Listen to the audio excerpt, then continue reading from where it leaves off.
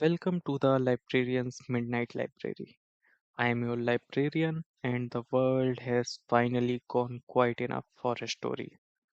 Today, we descend into the damp, light starved depths of the Vault of Shadows to uncover tale of the Gothic.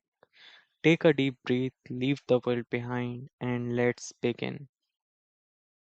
In the deepest, narrowest shadow of the old Blackfriars Cathedral lived Master Thorne. He was a man who could fix any clock, from the smallest gold pocket watch to the massive, soot-stained gears of the city towers. Yet, curiously, Thorne refused to wear a watch himself. He kept no clocks in his living quarters, and he forbade the striking of bells near his bed. Thorne believed that the time was not a tool but a predator, a patient, invisible beast that followed every living thing from the moment of their first breath. To him, every tick of a second hand was not a measurement, but the sound of that predator's teeth closing, inch by inch, second by second. One slicked evening, a carriage as black as a crow's wing pulled up to his workshop. A lady stepped out, her face completely obscured by a veil of heavy lace that seemed to absorb the candlelight. She didn't ask for a repair. Instead, she placed a box of tarnished silver on his workbench. I require a masterpiece, she whispered, her voice sounding like dry silk rubbing against stone. I want a clock that does not count the passing of time, but the approaching of fate. A clock that tells me not where I am, but how much of me is left. Thorne was terrified, yet he was a craftsman possessed. He spent months in the bowels of his workshop. He forged the gears from cold iron quenched in the water of a silent moor. He fashioned the pendulum from a stone pulled from the ruins of a drowned city.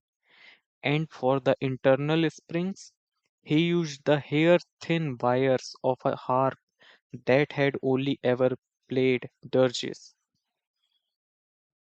As the clock neared completion, atmosphere in Blackfriars began to warp. Thorne noticed that the shadows in his workshop began to move out of sync with his candles. When he turned left, his shadow would linger for a heartbeat before following. The air grew cold, smelling of ancient dust and ozone. The clock did not hum with the comforting rhythm of a heartbeat. It groaned, it sighed, and when the time came for the final winding, the clock did not strike the hour. It struck the moments of Thorn's own life that he had squandered, the words he had said, the sunrises he had slept through, the people he had failed to love. Each gem was a heavy, vibrating blow that seemed to age his very bones. At the stroke of midnight, the clock chimed a 13th time. The sound was so profound it cracked the stone floor beneath it. The veiled lady returned at that exact moment, as if she had been standing just outside the door for months. She did not look at the craftsmanship. She opened the clock's face, but there were no numbers there. There was only a mirror, a dark obsidian glass that showed no reflection of the room. Thorne looked into it, and for a fleeting, horrific second, he didn't see the man he was. He saw the man he would be in his final gasping hour. He saw the guttering candle of his own existence. The mystery of the clock wasn't in its gears, it was in its ability to show the finish line of a race he didn't know he was running. The lady took the silver box and vanished into the fog of Blackfriars without a word of thanks or a coin of payment. Horn didn't care. He spent the remainder of his years in a room draped in heavy velvet to muffle all sound.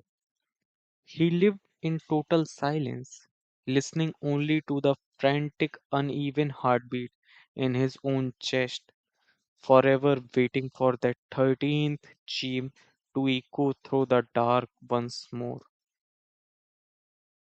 We keep one of Thorne's discarded gears here in the vault. It is cool to the touch no matter how near it sits to the fire. And sometimes, if the library is quiet enough, you can hear it twitch as if it's still trying to count down the seconds of a life that has long since passed. The lantern has flickered out and the mist has claimed the corners of the room. Thank you for journeying through the vault of shadows here at the Librarian's Midnight Library. If you hear the ticking of a clock in an empty room, remember that some things are better left uncounted.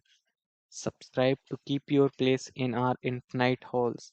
Until the next midnight, stay in the light and sleep well.